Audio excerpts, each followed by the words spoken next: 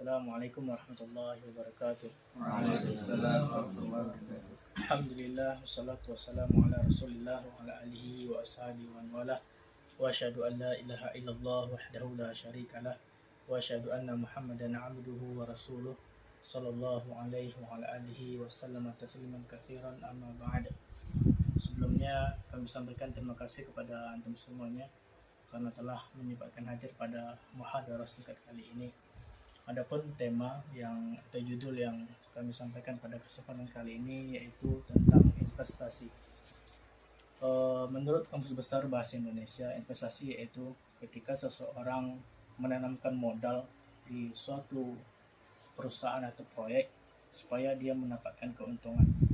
Nah, nanti kalau kita bagi investasi itu ada yang berbentuk dua. Yang pertama yang bersifat duniawi, yang kedua yang bersifat akhirat. Contoh investasi yang berbentuk duniawi yaitu seperti seseorang menginvestasikan hartanya ketika membeli tanah, membeli emas, membangun properti seperti kosan, hotel, dan lain sebagainya supaya memperoleh keuntungan. Adapun yang investasi yang sifatnya akhirat adalah segala bentuk kebajikan, amal kebajikan yang kita lakukan di dunia ini, yang mana keuntungannya itu nanti kita peroleh di akhirat. Kemudian kalau kita bagi lagi, investasi itu ada yang sifatnya seperti yang berkaitan tentang diri kita dan kemudian di luar diri kita.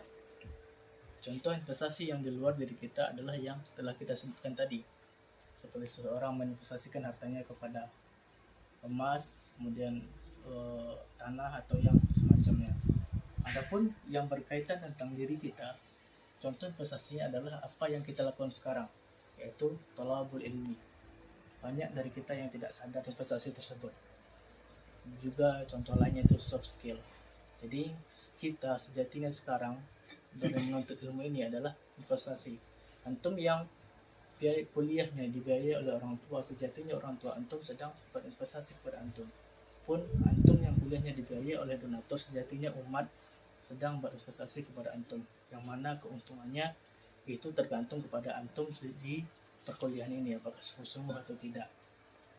Kemudian di dalam investasi ada yang hasilnya maksimal dan ada yang kurang maksimal atau investasi bodong. Contoh investasi yang kurang maksimal yang seperti kita laksanakan sekarang dalam hal menuntut ilmu, yaitu hasilnya itu tergantung kepada kita sendiri.